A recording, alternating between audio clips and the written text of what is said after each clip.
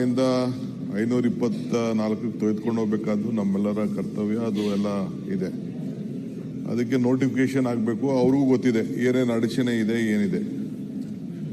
ಹಣ ಜಾಸ್ತಿ ಒದಗಿಸ್ಕೊಡ್ಬೇಕು. ಹಣ ಜಾಸ್ತಿ ಒದಗಿಸ್ಕೊಟ್ರೆ ಏನಾದ್ರು ಒಂದು ಆಗ್ತದೆ. ಅದು ನಮ್ಮ ಸರ್ಕಾರದ ಮಿತಿಯಲ್ಲಿ ಕೆಲವೆಲ್ಲ ಮಾಡಿದ್ದೇವೆ. ಇನ್ನು ಮುಂದಕ್ಕೂ ಮಾಡ್ತೇವೆ ಅಂತೇಳಿ ನಾವು ಕೂಡ ಅದಕ್ಕೆ ಬದ್ಧತೆ ಇದೆ.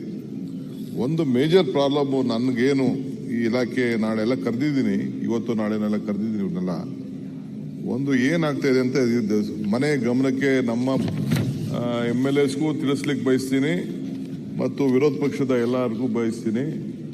ನನಗೆ ರಿವ್ಯೂ ಮಾಡಕ್ಕೆ ನೋಡ್ತಾ ಇದ್ರೆ ನನಗೆ ಸ್ವಲ್ಪ ಗಾಬರಿ ಆಗ್ತಾ ಇದೆ. ಏನು ಗಾಬರಿ ಆಗ್ತಾ ಇದೆ ಅಂದರೆ, ಈ ಲ್ಯಾಂಡ್ ಅಕ್ವಿಷನ್ಗೆ ಪಾಪ ಹಿಂದೆ ಎಲ್ಲ ಪಾಪ ಕಳ್ಕೊಂಡವರೆಲ್ಲ ಬರೀ 2,000-3,000 ರೂಪಾಯಿ ಜಮೀನು ಬಿಟ್ಕೊಟ್ಬಿಟ್ಟವ್ರೆ. ಹಿಂದೆ ಲಾಲ್ ಬಹದ್ದೂರ್ ಶಾಸ್ತ್ರಿ ಮಾಡಿದಾಗ 1,000ನೂ ಇಸ್ಕೊಂಡಿಲ್ಲ, ಬಿಟ್ಕೊಟ್ಬಿಟ್ಟವ್ರೆ. 10,000, 5,000 ಕೊಳೆ ಒಂದು 5 ವರ್ಷದವರೆಗೂ ಎಕರೆಗೆ 10,000 ಇಸ್ಕೊಂಡು ಬಿಟ್ಕೊಟ್ಬಿಟ್ಟಂಥದ್ದು ಬೇಕಾದಷ್ಟು ದಾಖಲೆ ಇದೆ. ಈಗೆಲ್ಲ ಒಂದು ದೊಡ್ಡ ಕಾರ್ಟೆಲ್ ಆಗ್ಬಿಟ್ಟಂಗೆ ಕಾಣ್ತಾ ಇದೆ ನನಗೆ. ಇದ್ರ ಬಗ್ಗೆ ನಾನು ಸದ್ಯದಲ್ಲೇ ನಮ್ಮ ಲಾ ಮಿನಿಸ್ಟ್ರು, ನಮ್ಮ ಇರಿಗೇಷನ್, ನಮ್ಮ ಇವರು ರೆವಿನ್ಯೂ ಮಿನಿಸ್ಟ್ರು, ಯಾಕೆಂದರೆ ರೆವಿನ್ಯೂ ಮಿನಿಸ್ಟ್ರು ಅದನ್ನ ರಿಹ್ಯಾಬಿಟೇಷನ್ಗೆ ದುಡ್ಡು ಮಾಡೋದು ಅವರು ನೋಡ್ತಾರೆ. ಒಂದು ಉದಾಹರಣೆಗೆ ನಾನು ಹೇಳಲಿಕ್ಕೆ ಬಯಸ್ತೇನೆ, ಇವ್ರಿಗೂ ಎತ್ತಾಳ್ಗೂ ಹೇಳಲಿಕ್ಕೆ ಬಯಸ್ತೀನಿ. ಈ ಕೆಲವು ಕೋರ್ಟಲ್ಲಿ ಕೇಸ್ಗಳು ನಡೀತಾ ಇದೆ. ಬಿಜಾಪುರ, ಬಾಗಲಕೋಟೆ, ರಾಯಚೂರಲ್ಲಿ ಕಾಂಪನ್ಸೇಷನ್ಗೆ ಆವರೇಜ್ ಒಂದು 74 ಲಕ್ಷ ತಗೊಳ್ತಾ ಇದ್ದಾರೆ ಕೋರ್ಟಿಂದ. ಇನ್ನು ಕೆಲವು ಕಡೆ ಸಬ್ಬರ್ಜ್ ಲ್ಯಾಂಡ್ಗೆ 1,26 ಲಕ್ಷ ಒಂದು ಎಕರೆಗೆ ಆವರೇಜ್ ಕೋರ್ಟಿಂದ ಆರ್ಡರ್ಗಳು ಮಾಡಿಸ್ಕೊಳ್ತಾ ಇದ್ದಾರೆ. 285 ಕೇಸ್ ಆ ರೀತಿ ಆಗಿದೆ. ಇದು ಕೂಡ ಒಂದು 2,000 ಕೇಸ್ ಇದೆ. ರಿಹ್ಯಾಬಿಟೇಷನ್ಗೆ ಎಕರೆಗೆ 367 ಕೇಸುಗೆ ಒಟ್ಟು ಒಂದು ಎಕರೆಗೆ ಅವರೇಜ್ 5,18 ಲಕ್ಷ ಆರ್ಡರ್ ಮಾಡಿಬಿಟ್ಟಿದ್ದಾರೆ ಕೋರ್ಟಲ್ಲಿ. ಇದನ್ನ ನಾನು ಕೋರ್ಟಿಂದ ಆದೇಶ ಆಗಿದೆ. ಈಗ ನಮಗೆ ಆಪ್ಷನ್ ಎಲ್ಲರೂ ಉಂಟು. 5 ಕೋಟಿ ಬೆಂಗಳೂರಲ್ಲೇ ಕೊಡೋಕ್ಕಾಗ್ತಾ ಇಲ್ಲ. ನಾನು ಈ ಪೆರಿಫೆರಲ್ ರಿಂಗ್ ರೋಡ್ಗೆ ಅವ್ರಿಗೆಲ್ಲ ನಾನು ಅಲ್ಲಿ ಗೌರ್ಮೆಂಟ್ ರೇಟೇ ಅಷ್ಟಿಲ್ಲ, ಅಲ್ಲಿ ಗೌರ್ಮೆಂಟ್ ಅಲ್ಲ, ಇದ್ರ ರೇಟು ಅಷ್ಟಿಲ್ಲ. ಸೊ ಅಲ್ಲೇ 5,18 ಲಕ್ಷ ರೂಪಾಯಿ ಅಲ್ಲಿ ಆರ್ಡರ್ ಮಾಡಿ ರಿಹ್ಯಾಬಿಟೇಷನ್ ಸೆಂಟರ್ಗಳಲ್ಲಿ ಮಾಡಿಬಿಟ್ಟಿದ್ದಾರೆ ಕೋರ್ಟಲ್ಲಿ. ಅದಕ್ಕೆ ನಾನು ನಮ್ಮ ಲಾ ಮಿನಿಸ್ಟರ್ ಹತ್ರ ಮಾತಾಡಿ, I want to remove all the government advocates who are dealing with this type.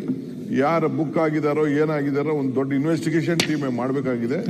ಯಾಕೆಂದ್ರೆ ರೈತರು ಉಳಿಸ್ಬೇಕಾಗ್ತದೆ, ಹೈಕೋರ್ಟ್ಗೂ ಇದಕ್ಕೆ ಅಪೀಲ್ ಹೋಗ್ಬೇಕಾಗ್ತದೆ. ಇಲ್ಲ ಅಂತಂದ್ರೆ ಅವ್ರು ಹೇಳ್ದಂಗೆ ಇದನ್ನು ಮುಗ್ಸಕ್ಕಾಗಲ್ಲ. ಎಲ್ಲರೂ ಉಂಟ 1 ಕೋಟಿ 1 ಎಕರೆಗೆ ಅಲ್ಲಿ ಕೊಡ್ತೀವಿ ಅಂತಂದ್ರೆ, ಹಿಂದೆ ಬೊಮ್ಮಾಯಿಯವ್ರ ಗೌರ್ಮೆಂಟ್ ಅಲ್ಲಿ ಏನೋ ಒಂದು ತೀರ್ಮಾನ ಮಾಡಿದ್ದಾರೆ, 20 ಲಕ್ಷ ರೂಪಾಯಿ ಅಂತ ಅಂದ್ಬಿಟ್ಟು, ಏನೋ 20 lakhs rupeesಗೆ ಏನೋ ಒಂದು ತೀರ್ಮಾನ ಮಾಡಿದ್ದಾರೆ. 20 ಲಕ್ಷ ರೂಪಾಯಿ ಕೊಡೋದು ಅಂತ ಅಂದ್ಬಿಟ್ಟು ಕ್ಯಾಬಿನೆಟ್ ಅಲ್ಲಿ ಒಂದು ತೀರ್ಮಾನ ಮಾಡಿದ್ದಾರೆ. ಆಯ್ತು, 20 ಲಕ್ಷ, ಓಕೆ ಫೈನ್. ಈಗ 1 ಕೋಟಿ ಎಷ್ಟು 25 ಲಕ್ಷ ಅಂತ ಅಂದ್ಬಿಟ್ಟು ಕ್ಯಾಬಿನೆಟ್ ಸಬ್ ಕಮಿಟಿ ಫಾರ್ಮ್ ಮಾಡಿಬಿಟ್ಟು ಒಂದು ತೀರ್ಮಾನ ಮಾಡಿದ್ರಿ. 25 ಲಕ್ಷ ಆಯ್ತು, 25 ಲಕ್ಷ ಆಗಲಿ. ಬೇರೆ ಕೋರ್ಟ್ ಗೀಟ್ಗೆ ಹೋಗ್ತಾರ, ಇನ್ನೊಂದು 5 ಲಕ್ಷ ಆಗಲಿ. 1 ಕೋಟಿ 25 ಲಕ್ಷ ಎಕರೆಗೆ ಅಂತಂದ್ರೆ 5 ಟೈಮ್ಸ್ ಜಾಸ್ತಿ ಆಯ್ತು ಅಂತಂದ್ರೆ ಎಲ್ಲಿ ತರೋದು, ಯಾರು ಕೊಡೋರು? ಮತ್ತು ಈ ರಿಹ್ಯಾಬಿಟೇಷನ್ಗೆ 5 ಕೋಟಿ 1 ಎಕರೆಗೆ ಅಂತ ಕೋರ್ಟಿಂದ ಆರ್ಡರ್ ತಗೊಂಡ್ಕೊಂಡ್ಬಿಟ್ರೆ ಡಿಸ್ಟ್ರಿಕ್ಟ್ ಕೋರ್ಟಲ್ಲಿ ಇಟ್ ಇಸ್ ಇಂಪಾಸಿಬಲ್.